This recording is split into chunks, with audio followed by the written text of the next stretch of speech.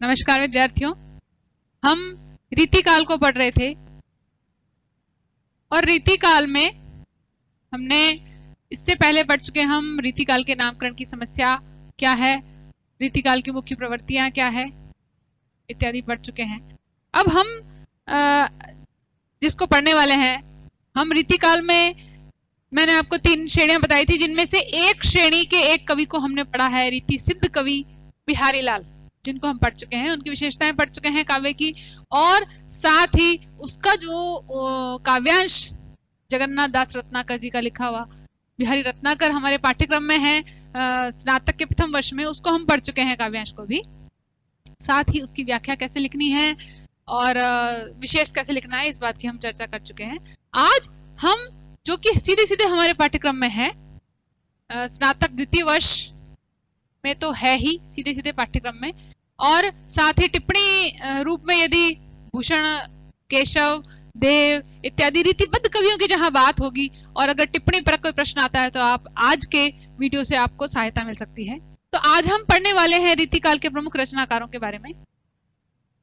हम ये इस बात को पहले भी पढ़ चुके हैं कि रीतिकाल के प्रवर्तक के रूप में किस कवि का या किस रचनाकार का आए नाम, इस बारे में बहुत विवाद रहा है, और विवाद 2 रचनाकारों को लेकर के ही रहा है।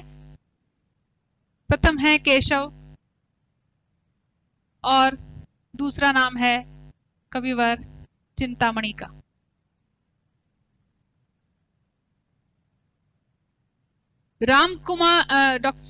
डॉक्टर रामकुमार वर्मा की बात नहीं कर रहे हैं, हम रामचंद्र शुक्ल की बात कर रहे हैं, जो प्रमुख हिंदी साहित्य के आलोचक रहे हैं। उनकी बात करें तो उनका ये मानना है, वे केशव दास को भक्ति काल की सीमा के अंतर्गत रखते हैं, कार्यकाल के हिसाब से, इनके जन्म के हिसाब से, ठीक है, लेकिन जो इनकी लेखन की प्रवृत्ति है उसके हिसाब से इन्हें भक्ति काल में नहीं रखा जा सकता।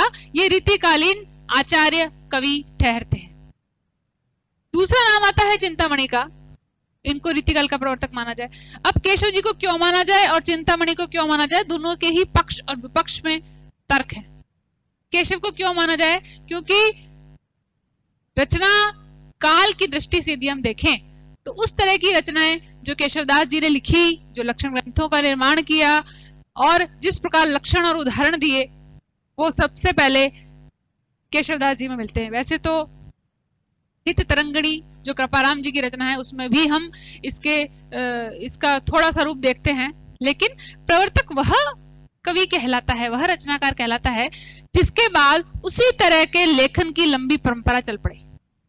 ठीक है, तो हम केशव जी को मानते हैं क्योंकि बहुत स्पष्ट लक्षण, जो रीतिकालीन प्रवृत्तियों के जो स्पष्ट लक्षण है, लक्षण ग्रंथों की रचना या श्रृंगारिकता या श्रृंगार रस का वर्णन अधिक करना, अलंकारों का वर्णन करना ही कवि का अभिप्राय होना, ये सभी लक्षण जो है वो केशवदास के काव्य में देखने को मिलते हैं, और इस आधार पर हम इन्हें प्रवर्तक मान सकते हैं। परंतु रामचंद्र शुक्ल जी के तर्क पर चलें तो उनका ये मानना है कि हालांकि प्रवृत्ति के सबसे पहले दर्शन केशवदास जी में ही होते हैं, रीतिकालीन प्रवृत्ति के दर्शन, परंतु इनके बाद 50 वर्ष तक ऐसी कोई रचना नहीं लिखी गई। इस आधार पर इन्हें वे प्रवर्तक के आसन से उतारते हैं और रीतिकालीन प्रवर्तक के पद पर चिंतामणि को आसीन करते हैं। उनका मानना है कि जो रीतिकालीन ग्रंथों की अखंड परंपरा है वो चिंतामणि से प्रारंभ होती है, इसलिए प्रवर्तक के रूप में हम चिंतामणि को मानते हैं। तो अब यदि परीक्षा में ऐसा सवाल आता है कि रामचंद्र शुक्ल किन्हें प्रवर्तक मानते हैं, तो आप चिंतामणि का नाम लिख सकते हैं, और यदि सर्वमान्य रूप से माना जाए तो केशवदास को माना जाएगा। आगे चलते हैं, हम शुरू करते हैं मुख्य रचनाकार कौन कौन है और उनके बारे में थोड़ा थोड़ा उन्होंने किस तरह की रचनाएं लिखी है और उन रचनाओं की क्या विशेषता है और उनके संबंध में किस प्रकार के प्रश्न बनते हैं, उन सभी की चर्चा करते चलेंगे। पहली बात करते हैं हम रीतिकालीन प्रसिद्ध कवि केशव दास की। सबसे पहले तो आपको ये बता दूं कि केशवदास जी को रामचंद्र शुक्ल जी भक्ति काल के अंत में रखते हैं। यानी यदि आप हिंदी साहित्य का इतिहास रामचंद्र शुक्ल जी की पुस्तक खोलेंगे तो आपको रीतिकाल में केशवदास जी नहीं मिलेंगे, भक्ति काल के अंतिम सीमा पर केशवदास जी का वर्णन मिलेगा। परंतु अब देखिए वो जन्म के हिसाब से है। क्यों? क्योंकि इनका जन्म 1560 ईस्वी और मृत्यु 1617 ईस्वी। कई किताबों में आपको ये 1555 भी मिलेगा, जो कि त्रुटिपूर्ण है, थोड़ा सावधान रहें। बहुत सारी किताबों में मैंने ऐसा देखा है, परंतु हम अगर किसी आलोचक की पुस्तक पढ़ते हैं, साहित्यकार की पुस्तक पढ़ते हैं, आप पासबुकों पर, गाइड्स पर न जाइए, उनमें इस तरह की त्रुटियां बहुत मिलेगी। और ये ऐसे प्रसिद्ध कवि हैं जिनके जन्म के विषय में बहुत ज्यादा पूछा जाता है, तो आप इस तरह की त्रुटि से बचने का प्रयास करें। किसी भी कवि, किसी प्रसिद्ध कवि के जन्म काल के विषय में पूछा जाता है या उसकी रचना काल के विषय में पूछा जाता है, तो आप एक विश्वसनीय प्रमाणिक पुस्तक पढ़ने का प्रयास करें। आगे चलते हैं। प्रवृत्ति में रीतिकालीन थे, मतलब इनके काव्य की जो प्रवृत्तियां हैं वे सभी कैसी है? रीतिकालीन। काफी रसिक कवि के रूप में इनका नाम जाना जाता है। साथ ही इनको कठिन काव्य का प्रेत नामक संज्ञा इनको दी है। बहुत बार पूछा गया है कठिन काव्य का प्रेत किन्हें कहा जाता है और क्यों कहा जाता है? क्योंकि इनके काव्य में इतनी अधिक अलंकारिकता है और इतनी जटिलता है कि उसको समझने के लिए बहुत ज्यादा मस्तिष्क लगाने की आवश्यकता होती है। और काव्य में जहां मस्तिष्क लगाना पड़े वहां पर हृदय पक्ष शून्य हो जाता है और उसमें जो रसात्मकता है वह कम हो जाती है। मुख्य प्रवृत्ति इनकी अलंकारिकता है, जहां अलंकार और रस की ही बात करते हैं, और इसीलिए अलंकार के प्रवर्तक तो नहीं, पक्षधर कहा जाता है। अलंकारों को मानने वाले, काव्य का मुख्य अंग, मुख्य धर्म अलंकारों को मानते हैं। इसीलिए इनकी एक उक्ति भी प्रसिद्ध है कि यद्यपि सुजाति सुलक्षणी सुवरन सरस सुव्रत भूषण विरुना विराजई कविता बनिता।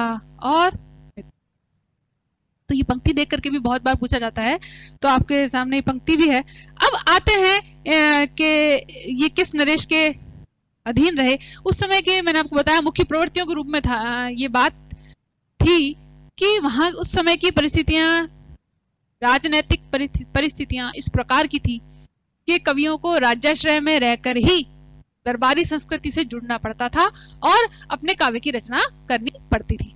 तो रीतिकाल के जितने भी कवि आप देखेंगे, मैं रीतिबद्ध और रीतिसिद्ध कवियों की बात कर रही हूँ, हालांकि बहुत से रीतिमुक्त कवि भी हैं, लेकिन रीतिमुक्त कवियों की यह विशेषता थी कि वे दरबारी संस्कृति में रहते हुए भी दरबारी संस्कृति से जुड़ी हुई काव्य रचना नहीं करते थे। वो मुक्त वर्णन करते थे, स्वतंत्र प्रेम का चित्रण करते थे। लेकिन यहाँ पर चूंकि दरबारी संस्कृति से जुड़े हैं, मैं बता दूं ओरछा से जुड़े हैं, ओरछा नरेश नाम था राम सिंह। अब राम सिंह के आश्रय में नहीं रहे। राम सिंह का नाम इसलिए लिया जाता है क्योंकि ओरछा नरेश के रूप में राम सिंह का नाम प्रसिद्ध है, लेकिन ये राम सिंह के भाई या उनके अनुज कह लीजिए, इंद्रजीत नाम था, इंद्रजीत के राजाश्रय में रहे। अब कई बार ऐसा होता है, अपने को याद रहता है कि ओरछा नरेश राम सिंह तक पढ़ा है, केशवदास किसके आश्रम में रहे? ओरछा नरेश राम सिंह के आश्रम में। तो ऐसा नहीं है, गलत हो जाएगा। ओरछा नरेश राम सिंह के आश्रम में नहीं रहे, राम सिंह के भाई इंद्रजीत के दरबारी कवि हम कह सकते हैं। दरबारी कवि का तात्पर्य ही यही है कि राज्याश्रय में रह करके उसके मनोनुकूल रचना करना। ठीक है, अब आते हैं इनकी प्रमुख रचनाओं की। बहुत बार इनकी रचनाओं पर और उनके जन्म काल को लेकर के प्रश्न पूछे गए हैं, आपको आने चाहिए। छोटे प्रश्नों में स्नातक स्तर पर पूछे जाते हैं, और यदि हम प्रतियोगी परीक्षाओं की बात करें तो वहां पर भी केशव देव भूषण और मतीराम, इन चार कवियों पर सर्वाधिक सवाल रीतिबद्ध कवि जो हैं उनमें अगर अपन छटनी करें, छांटें, तो ये चार कवि ऐसे हैं जिनके ऊपर सर्वाधिक सवाल पूछे गए हैं।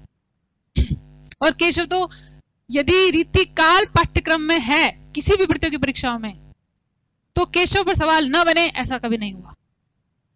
आगे बढ़ते हैं। रसिक प्रिया इनकी प्रमुख रचना है। धीरे धीरे सभी रचनाओं पर हम आते हैं। रसिक प्रिया, और मैं आपको बता दूं कि जैसा कि नाम से पता चल रहा है, रस संबंधी ग्रंथ है। ये जो भी बातें लिखी जा रही है समझ लीजिए, परीक्षा के दृष्टिकोण से बहुत बहुत महत्वपूर्ण है। बहुत बड़े पाठ्यक्रम को बहुत समराइज करके बहुत संक्षेप में आपके सामने प्रस्तुत किया जा रहा है। विद्यार्थी क्या करते हैं, जो संक्षेप में प्रस्तुत किया उसका और संक्षेप कर देते हैं, क्योंकि आपको आदत है पासबुकों की और 1 वीक सीरीज की, तो उस आदत को थोड़ा त्यागना पड़ेगा यदि आपको परसेंटेज लेके आने हैं। तो रस संबंधी ग्रंथ है 1591 में इसकी रचना हुई है। ईस्वी और संवत का आप ध्यान रखिए हमेशा।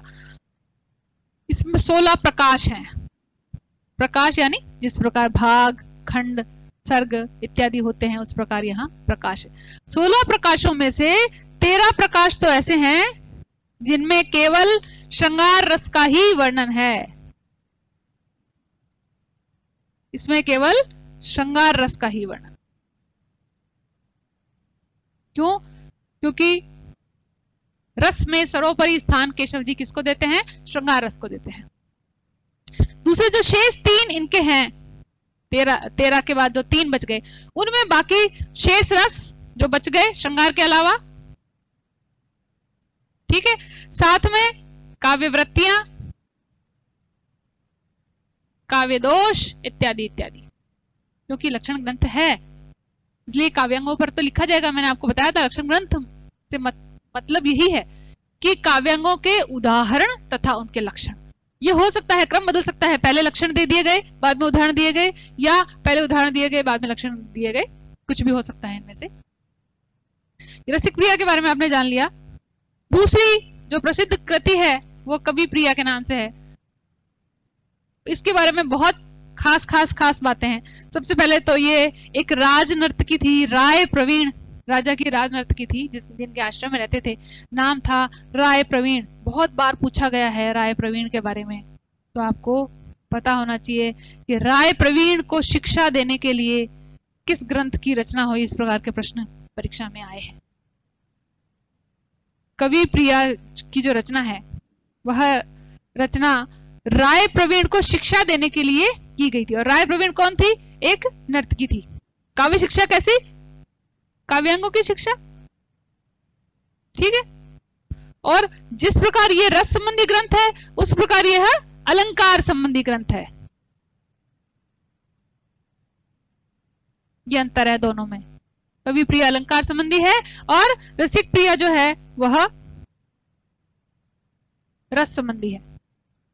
अब अलंकार के अलावा वही रीति और वृत्तियां और दोष इत्यादि का वर्णन इन्होंने इसके अंदर किया। मुख्य जो है वो अलंकार। और इसके बारे में एक प्रश्न एक बार पूछा गया था, मैं वो भी यहां पर लिखना चाहूंगी। पूछा गया सवाल कि ऐसी कौन सी केशव की कृति है जिसमें इनके संपूर्ण आचार्यत्व के दर्शन होते हैं?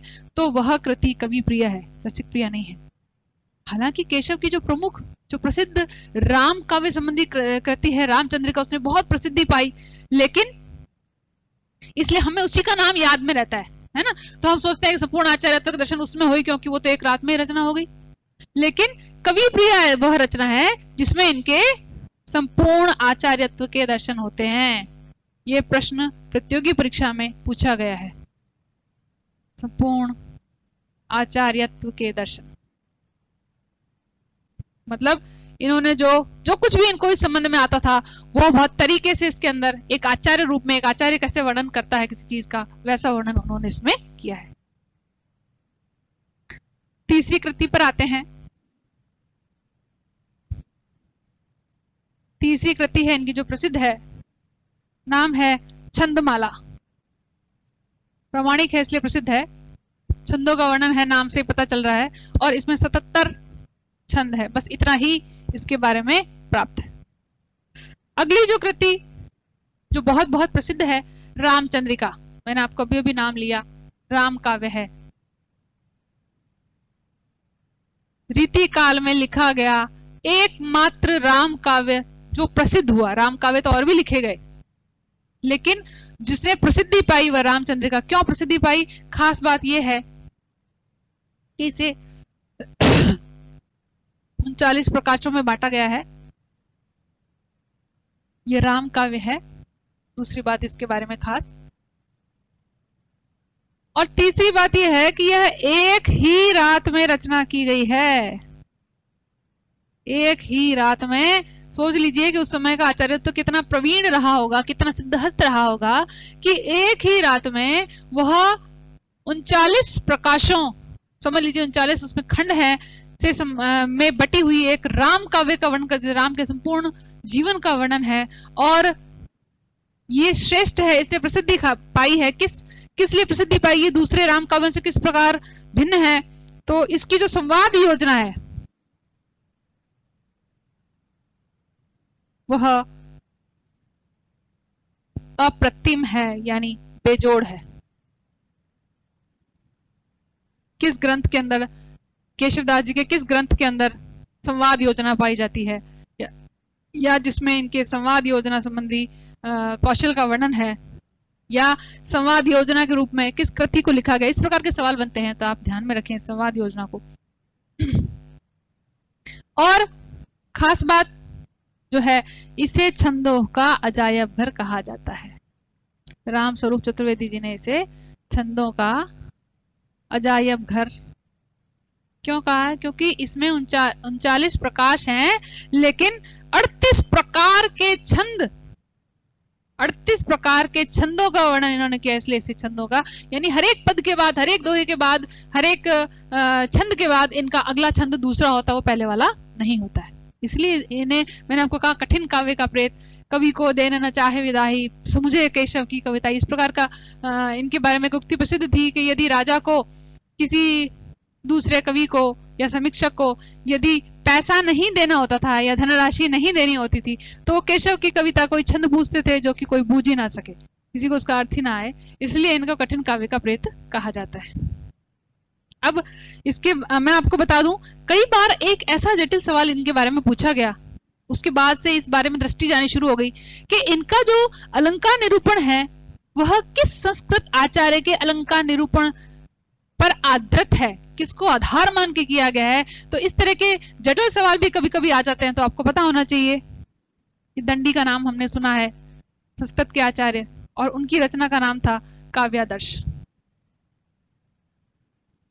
और दूसरे आचार्य हैं केशव मिश्र, नाम था केशव मिश्र, और नाम था रचना का अलंकार शेखर।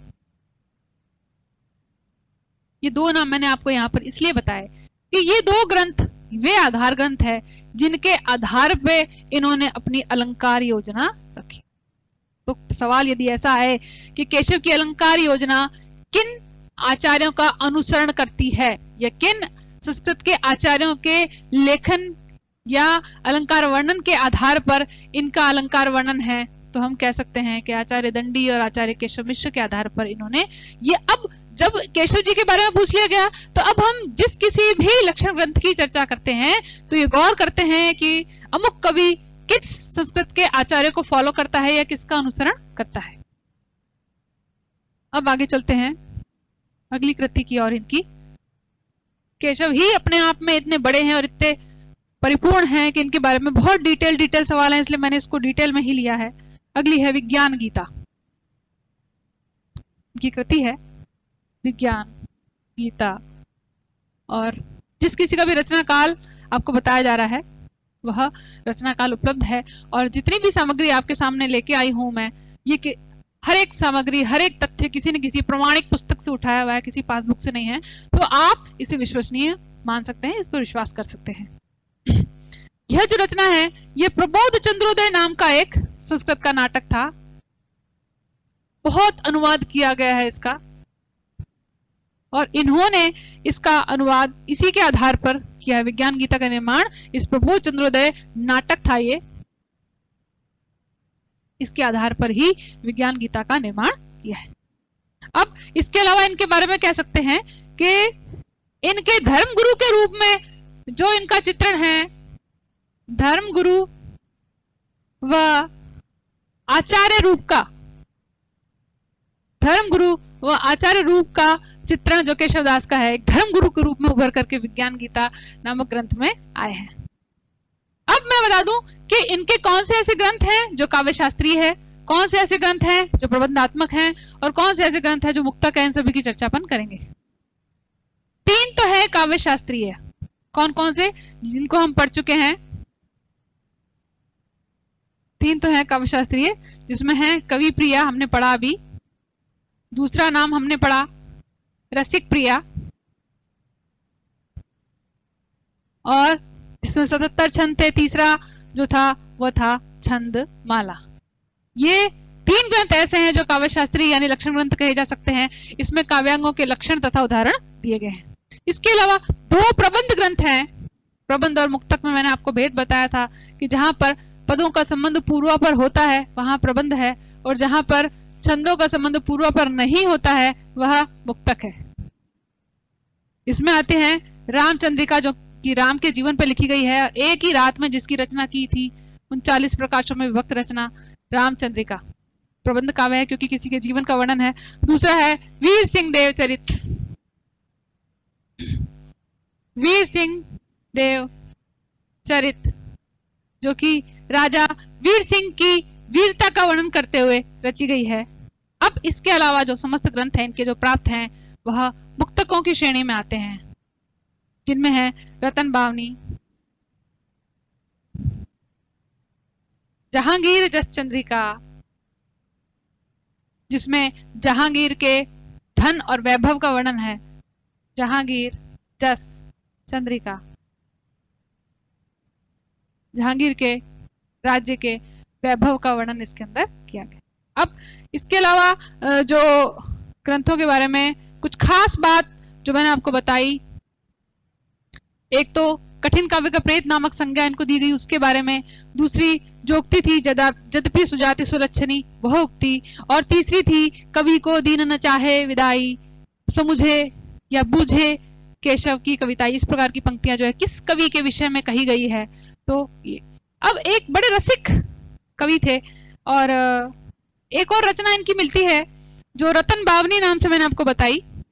इसके बारे में कई बार पूछा गया है, क्योंकि रीतिकाल में भाषा ब्रज थी और लगभग समस्त काव्य ब्रज भाषा में रचा गया। लेकिन रतन बावनी के बारे में है कि यह डिंगल भाषा में रची गई रचना है, और छंद था छप्पय।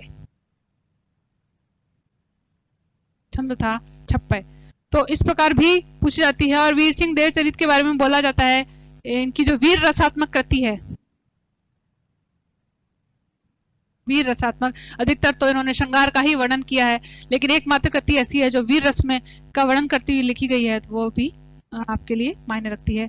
खास बात यह है कि बड़े रसिक जीव थे ये, और जब पनगढ़ पे महिलाएं पानी भरने के लिए आया करती थी और बाल सफेद रंग के थे इनके, तो इनको देख करके बाबा संबोधित करती थी। उनको बड़ा कष्ट होता था कि मुझे बाबा क्यों कहा जा रहा है। तो इस संबंध में इन्होंने उक्ति कही थी, वो भी कई बार पूछा गया है कि केशव केसनी अस करी, केशव केसनी अस करी, बैरे हूं जस न कराही। मतलब बालों ने मेरे साथ ऐसा कर लिया, जो मेरे में हालत करी है, जो मेरी गत करी है, वह बैरी भी नहीं कर सकते।